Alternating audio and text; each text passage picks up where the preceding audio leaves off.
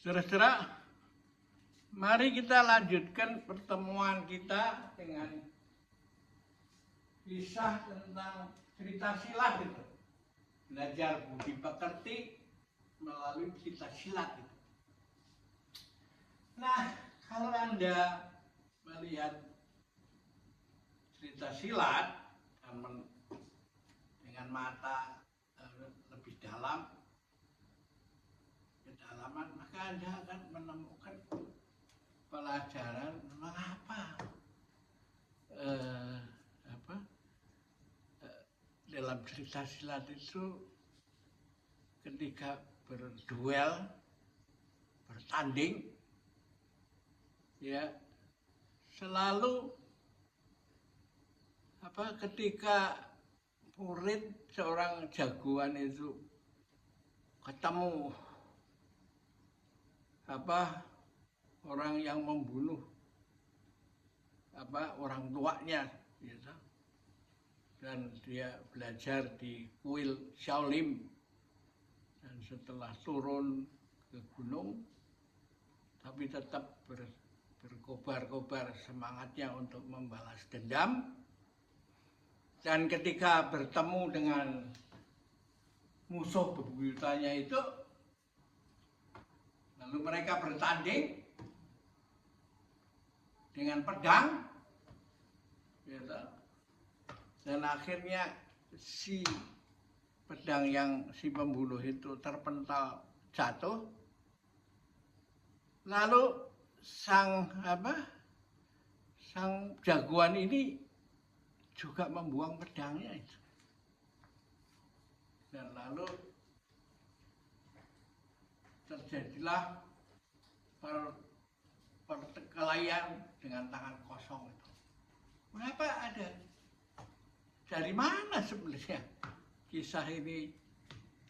Ajaran apa yang membuat episode itu dimasukkan dalam silat itu? Nah, dalam ajaran Konfusius ada ada ajaran sebagai berikut itu. Kamu boleh membunuh memanah burung untuk cari makan loh, bukan hanya sekedar membunuh. Tapi dilarang keras kamu membunuh pada saat dia istirahat, tidur di pohon itu. Mengapa? Karena itu tidak fair, gitu. Itu orang yang dalam keadaan istirahat kamu panah itu. Kalau kamu memanah pada saat dia terbang, berarti dia mempunyai kesempatan untuk membela diri. Nah, itu boleh. Kamu membunuh karena kamu mau cari makan, kan? Biasa. Meskipun agamanya melarang bahwa jangan membunuh makhluk hidup, biasa. Seperti diajarkan oleh Buddhism atau Taoism, biasa. Tapi kalau Konfusius tidak menyebut itu, biasa. Nah, demikianlah maka pedang itu dibuang, gitu. Sehingga terjadilah pertempuran kosong lawan tangan kosong. Nah, ketika